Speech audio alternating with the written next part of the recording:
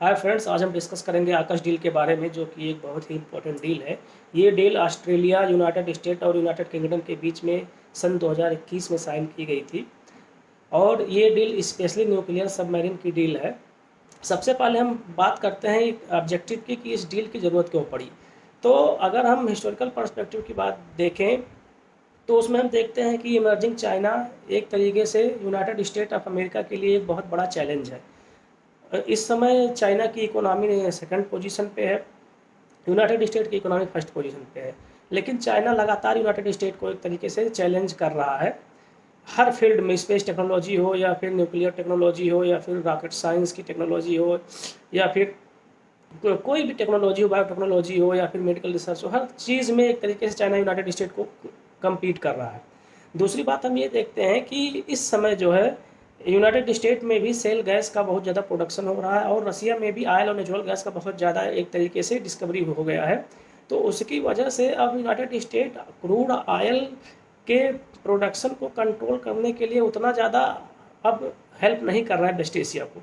एक तरीके से हम देखें तो ये देख मान सकते हैं कि यूनाइटेड स्टेट अब जो है अपनी मिलिट्री को वेस्टर्न एशिया से उठा के एक तरीके से एशिया पैसिफिक रीजन में ला रहा है धीरे धीरे।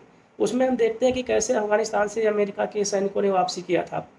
दूसरी बात ये हम ये देखते हैं कि एशिया पैसिफिक जो पाइवोट दिया गया था, पाइवोट टू एशिया कॉन्सेप्ट, वो बराक हुसैन ओबामा उस समय के जो तत्कालीन राष्ट्रपति थे अमेरिका के, उन्होंने दिया था ये कॉन्सेप्ट। उसके बाद हम देखते हैं कैसे कैसे अमेरिकी सेनाएं एक तरीके से वेस्ट एशिया से निकल के साउथ एशिया और एशिया पैसिफिक की तरफ आने लगती हैं। अब फाइनली हम देखते हैं कि ये आकाश डील में क्या किया गया। अगर हम इसका पर्पस देखें तो इसमें इन तीनों देशों के बीच में एक डील साइन की गई है और इन देशों के बीच में डील साइन करने का ये मतलब है कि ऑस्ट्रेलिया को न्यूक्लियर सबमरीन दिया जाए।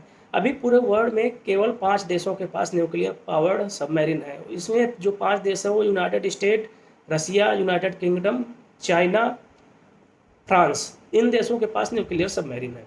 उसमें हम देखते हैं कि अगर ये टेक्नोलॉजी जो है, अगर ये ऑस्ट्रेलिया को टेक्नोलॉजी मिल जाती है तो ऑस्ट्रेलिया एक तरीके से बहुत बड़े बेनिफिट में रहेगा। पहले ये टेक्नोलॉजी ऑस्ट्रेलिया को फ्रांस से मिलने वाली थी। फ्रांस और ऑस्ट्रेलिया के बीच में एक ट्रीटी साइन हुई थी कि ऑस्ट्रेलिया जो है न्यूक्लियर सबमरीन की टेक्नोलॉजी जो है एक तरीके से फ्रांस से प्राप्त करेगा। लेकिन जैसे जैसे ही आकाश डील साइन हो जाता है तो ये टेक्नोलॉजी जो है फ्रांस के साथ जो टेक्नोलॉजी ट्रांसफ़र था वो एक तरीके से कैंसिल हो जाता है। और उसके बदले में हम देखते हैं कि फ्रांस ने एक तरीके से यूनाइटेड स्टेट और ऑस्ट्रेलिया से अपने एम्बेसडर को एक तरीके से वापस बुला लिया था और इस घटना से फ्रांस बहुत ज़्यादा नाराज़ था। दूसरी बात हम देखते हैं कि आखिर इसमें इतनी सारी प्रॉब्लम्स क्यों हो रही हैं। हम बहुत साल पहले की बात है कि चाइना ने कहा था कि हम जो है बैलिस्टिक मिसाइल से ऑस्ट्रेलिया के डार्विन पोर्ट को हिट कर सकते हैं अगर ऑस्ट्रेलिया हमेशा चाइना के खिलाफ विवादित या डिस्प्यूटेड बयान देगा साउथ चाइना सी के अंतर्गत। और उसमें उसने ये भी कहा था कि अगर हम इंटर कॉन्टिनेंटल बैलिस्टिक मिसाइल से अगर डार्विन को हिट करेंगे तो हम इस सिडनी तक भी पहुंचने की क्षमता रखते हैं। तो इस सब सारी चीज़ों से एक तरीके से ऑस्ट्रेलिया बहुत परेशान हो गया था। दूसरी बात यह है कि न्यूक्लियर कैपेबल जो सबमरीन अमेरिका दे रहा है ऑस्ट्रेलिया को, उसमें हम एक चीज़ देखते हैं कि ये प्रेशराइज हैवी वाटर रिएक्टर है और एक तरीके से ये बहुत हाईली इनरिच्ड यूरेनियम इसमें इस्तेमाल नहीं किया जाएगा। वेपन ग्रेड यूरेनियम को बनाने के लिए 20% यूरेनियम की ज़रूरत होती है, लेकिन इसमें जो है करीब 7% के आसपास प्योरीफाइड यूरेनियम इसमें वो एक तरीके से इस्तेमाल किया जा सकेगा और ये स्पेशली यूनाइटेड स्टेट और यूनाइटेड किंगडम के द्वारा ये प्रोवाइड किया जा सकेगा। अब हम देखते हैं कि आखिर वर्ल्ड के जितने भी देश हैं उन देशों का रवैया क्या है। तो पहले हम देखते हैं कि चाइना इस पे क्या कहता है।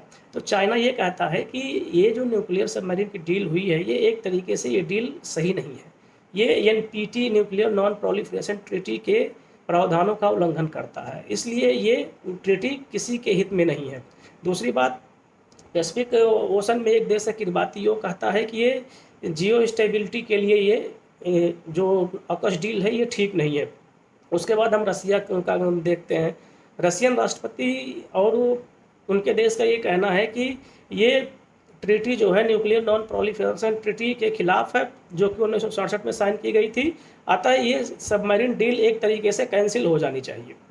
अब हम देखते हैं कि एक तरीके से वियतनाम का क्या कहना है? वियतनाम साउथ चाइना सी के के आसपास सिचुएटेड एक देश है और उसका साउथ चाइना सी में चाइना से एक तरीके से विवाद चलता आ रहा है। तो वियतनाम ने कहा है कि ये जो डील हुई है ये बहुत अच्छी डील हुई है और ये डील होनी चाहिए। फिलीपींस ने भी इस डील को एक तरीके से रेटिफाई कर दिया है कि हम इस डील से सहमत हैं। दूसरी बात ये है कि सिंगापुर का क्या रोल है? सिंगापुर ने कहा है कि इस डील के साइन होने से कोई खतरा नहीं है और एक तरीके से न्यूक्लियर सबमरीन डार्विन पोर्ट पे आ सकेंगी एक तरीके से, और उसमें किसी भी देश के लिए कोई प्रॉब्लम्स नहीं होगी। लेकिन साउथ कोरिया का ये कहना है कि इस डील से पूरे रीजन में जो है एक तरीके से न्यूक्लियर सबमरीन की होड़ मच जाएगी, जो कि किसी भी स्तर से स्टेबिलिटी के लिए ठीक नहीं है। अगर न्यूक्लियर नॉन प्रोलिफरेशन ट्रीटी जो कि डिफरेंट देशों के द्वारा साइन की गई है 1967 में, अगर उसके प्रोविज़न का उल्लंघन होगा तो बहुत बड़ी प्रॉब्लम्स होंगी। और आने वाले समय में हम देखते हैं कि कैसे कैसे ईरान भी न्यूक्लियर वेपन बना रहा है। ईरान न्यूक्लियर डील और joint comprehensive plan of action Iran के साथ जो है यूनाइटेड नेशन सिक्योरिटी काउंसिल के परमानेंट जो 5 मेंबर हैं उन्होंने और जर्मनी ने साइन किया था अलॉन्ग विद यूरोपियन यूनियन। तो उसमें हम देखते हैं कि ये सारी चीज़ें कैसे कैसे अपने आप बदलती जा रही हैं। और उसमें हम देखते हैं कि एशिया पैसिफिक का जो कॉन्सेप्ट अमेरिका का वो बहुत शानदार रहा है। और इसी कड़ी में हम देखते हैं कि ऑस्ट्रेलिया, यूनाइटेड स्टेट, इंडिया और जापान, ये चारों देश मिलकर क्वाड का निर्माण करते हैं, क्वाड्रिलेटरल ग्रुप का निर्माण करते हैं। और इसमें हम देखते हैं कि एक तरीके का मिलिट्री ऑर्गेनाइजेशन होगा कि एशिया पैसिफिक को एक तरीके से अगर स्टेबिलिटी देना है तो क्वाड का बनना बहुत ही ज़रूरी था। उसके बाद हम देखते हैं कि आकश डील जो है एक तरीके का मिलिट्री ऑर्गेनाइजेशन है। अगर आकश देश के ऊपर आकश के किसी भी देश के ऊपर अगर कोई देश अटैक करता है तो उसको आकश के हर देश के ऊपर अटैक माना जाएगा। कहने का मतलब ये है कि अगर ऑस्ट्रेलिया के डार्विन सिटी पे बैलिस्टिक मिसाइल से चाइना अटैक करता है तो ऑस्ट्रेलिया के उसमें रक्षा के लिए एक तरीके से यूनाइटेड स्टेट और यूनाइटेड किंगडम आ जाएंगे। और दूसरी बात यह है कि सबसे बड़ी प्रॉब्लम्स यहाँ पे ये आ रही है कि एक तरीके से न्यूक्लियर नॉन प्रोलिफरेशन जो ट्रीटी है उस ट्रीटी का ये वायोलेशन कर रहा है। सबसे बड़ी प्रॉब्लम्स यहाँ पे आ रही है। तो वे फॉरवर्ड क्या है? वे फॉरवर्ड ये है कि एक तरीके से एशिया पैसिफिक जो रीजन है उसका स्टेबल रहना बहुत ज़रूरी है। एक तरीके से एशिया पैसिफिक रीजन में ही साउथ चाइना सी है जो एक तरीके का वोलेटाइल हॉट स्पॉट बना हुआ है और ये किसी भी सिचुएशन में इस वोलेटाइल हॉट स्पॉट को वार जोन नहीं बनाना है। थैंक्स गाइस, आज के लिए इतना ही।